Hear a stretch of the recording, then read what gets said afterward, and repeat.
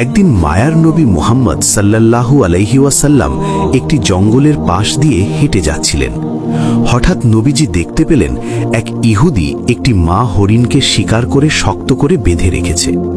দয়ার নবীকে দেখা মাত্রই হরিণটি রোনাজারি শুরু করল এবং মানুষের ভাষায় বলে উঠল, ইয়া রাসূলাল্লাহ, ইয়া হাবিব আল্লাহ, আজ সকালে আমি আমার বাচ্চাদের বাসায় রেখে খাবারের সন্ধানে বের হয়েছিলাম। হরিণটি বলল, হে আল্লাহর নবী, ওই সময় এই ইহুদি আমার সামনে আসে এবং আমাকে বন্দি করে ফেলে। সকাল থেকে আমি এখানে বন্দি। ইয়া রাসূলাল্লাহ, আমার ছোট ছোট দুধের বাচ্চা আছে, তারা আজ সারাদিন কিছুই খায়নি। আমাকে না পেয়ে তারা হয়তো অস্থির হয়ে পড়েছে, পিপাসায় তাদের বুক ফেটে যাচ্ছে। হরিণটি আকুতি জানিয়ে বলল, ওগো আল্লাহর হাবিব, আমি শেষবারের মতো আমার সন্তানদের সাথে দেখা করতে চাই এবং তাদের দুধ খাওয়াতে চাই। দয়া করে আপনি এর একটা ব্যবস্থা করে দিন। হরিণের এই করুণ আর্জি শুনে দয়াল নবীর অন্তর কেঁদে উঠল। তিনি ইহুদিকে ডেকে বললেন, হে ইহুদি, তুমি কেন এই অবলা প্রাণীটিকে আটকে রেখেছ? ইহুদি উত্তর দিল, আমি একে শিকার করেছি, আর বনের প্রাণী শিকার করা তো আমার অধিকার, তাই আমি একে ছাড়ব না। নবীজি বললেন, তুমি কি দেখতে পাচ্ছ না এটি একটি মা হরিণ? এর স্তন দুধে পরিপূর্ণ, এর বাচ্চারা না খেয়ে কষ্ট পাচ্ছে, তুমি একে একবার সুযোগ দাও। ইহুদি অবজ্ঞার সাথে বলল, আমি এত কষ্ট করে ধরলাম আর আপনার কথাই ছেড়ে দেব? একবার ছেড়ে দিলে কি বনের হরিণ আর ফিরে আসে? তখন বিশ্বনবী বললেন, তুমি একে ছেড়ে দাও, আমি জামিন হচ্ছি, সে তার বাচ্চাদের দুধ খাইয়ে আবার তোমার কাছে ফিরে আসবে। ইহুদি বিদ্রুপ করে বলল, বনের হরিণ কি আপনার বাপদাদার সম্পদ যে ফিরে আসবে? শিকার করা প্রাণী ফিরে আসার কি কোনো নজির আছে? যখন ইহুদি কোনোভাবেই রাজি হচ্ছিল না, তখন নবীজি বললেন, তবে এক কাজ করো, তুমি হরিণটিকে ছেড়ে দাও আর তার বদলে আমাকে এখানে বেঁধে রাখো। হরিণ না ফিরলে তুমি আমাকে সারা জীবন বন্দী করে রেখো। ইহুদি ভাবল এটি ভালো সুযোগ। সে নবীজিকে বেঁধে রেখে হরিণটিকে ছেড়ে দিল। ছাড়া পেয়ে হরিণটি দ্রুত বনের দিকে ছুটে গেল। ইহুদি মনে মনে হাসছিল আর ভাবছিল, এই লোকটির মতো বোকা আর কেউ নেই, একটা বনের প্রাণীর জন্য নিজের জীবন বিপদে ফেলল। ওদিকে মা হরিণ দৌড়ে তার সন্তানদের কাছে পৌঁছল। বাচ্চারা তাকে দেখে বলল, আম্মাজান, আজ কেন এত দেরি হলো? আমরা আপনার জন্য অপেক্ষা করতে করতে ক্লান্ত হয়ে পড়েছি। মা হরিণ চোখের পানি ছেড়ে বলল, ওরে আমার কলিজার টুকরা সন্তানরা, তোমরা তাড়াতাড়ি শেষবারের মতো আমার দুধ পান করে নাও, কারণ হয়তো তোমাদের সাথে আর কোনো দিন দেখা হবে না। বাচ্চারা অবাক হয়ে কারণ জানতে চাইলে মা হরিণ পুরো ঘটনা খুলে বলল। সে বলল, মায়ার নবী মুহাম্মদ সাল্লাল্লাহু আলাইহি ওয়াসাল্লাম নিজের জীবন বন্ধক রেখে আমাকে তোমাদের কাছে পাঠিয়েছেন। ওই নিষ্ঠুর ইহুদি এখন আমার নবীকে বেঁধে রেখেছে। এ কথা শোনা মাত্র হরিণের বাচ্চারা দুধ পান করা বন্ধ করে দিল। তারা বলল, আম্মাজান, আপনি কি বলছেন? মায়ার নবী বন্দী আর আমরা দুধ পান করব? এটা অসম্ভব। চলুন, আমরাও আপনার সাথে যাব। নবীজির সামান্য কষ্টও আমরা সহ্য করতে পারবো না।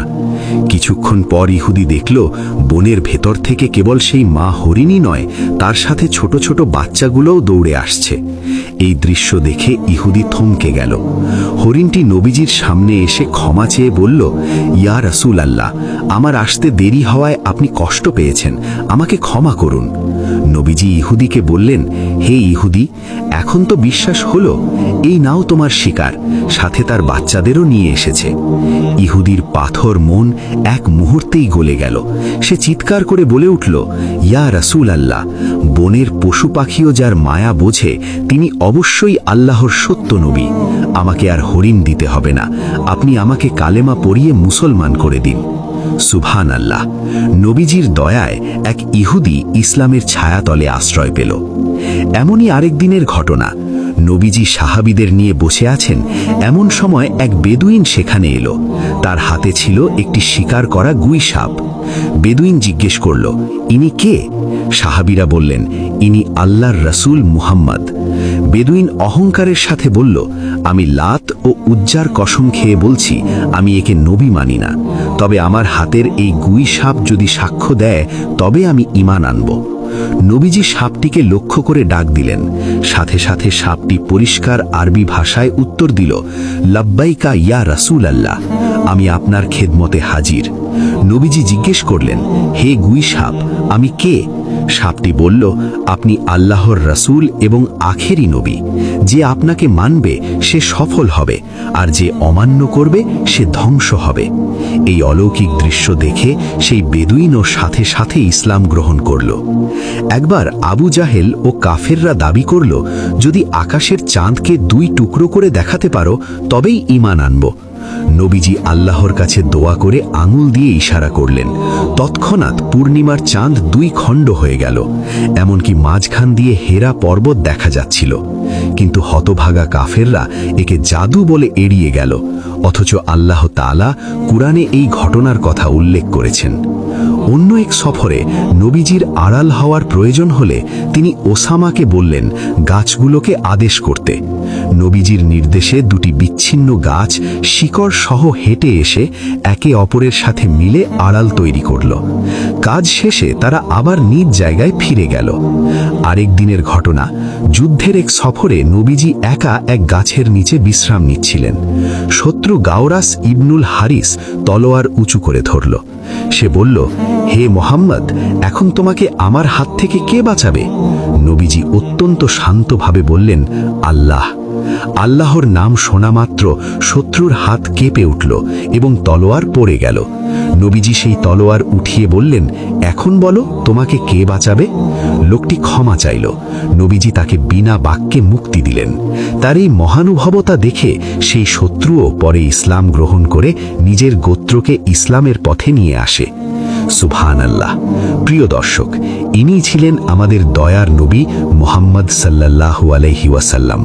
পশু পাখি, গাছপালা, এমনকি জড় বস্তুও তার নবুয়তের সাক্ষ্য দিত। আল্লাহ আমাদের সবাইকে নবীজির আদর্শে জীবন গড়ার তৌফিক দান করুন।